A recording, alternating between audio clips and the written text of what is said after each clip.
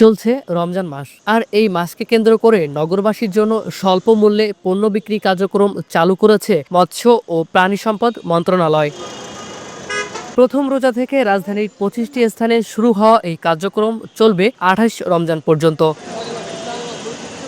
পণ্য বিক্রি কার্যক্রমে 4 ধরনের পণ্য সাশ্রয়ী দামে পাচ্ছেন ক্রেতারা, যেখানে প্রতি কেজি ব্রয়লার মুরগি বিক্রি হচ্ছে 250 টাকায়, গরুর মাংস 650 টাকা, ডিম ডজন প্রতি 114 টাকা এবং দুধ প্রতি কেজি মিলছে 80 টাকায়।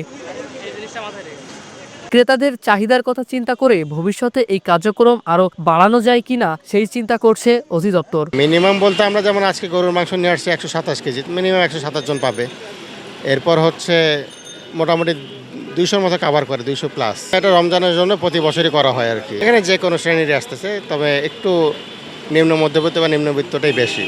আর ক্রেতারা বলছে সুলভ মূল্যের এই পণ্যের সরবরাহ বাড়ালে উপকৃত হবেন তারা। আমার কাছে খুবই ভালো লাগছে, আমি আরো আনন্দিত হইতাম যদি আরেকটু আগে দেওয়া হইতো। আজকে তো মানুষ একটু কম আছে, অন্যদিন মানুষ বেশি থাকে। আমি নিজে খাইছি তো ব্যবহার করছি ভালো।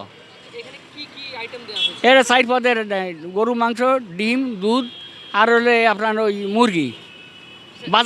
বাজারে দাম বেশি, এখানে একটু দাম কম। বাজারে যে দামটা এর থেকে এটা বেশি, এটা কষ্ট না, অল্প সামান্য বা 20 টাকা বা আপনার 10 টাকা এরকম পরিমাণ কম, কিন্তু এতে দেওয়া যায় অ্যাভারেজে দেওয়া যায় 100-150 টাকা একটু সেফ। এটা বেশি বড় একটা সেফ না।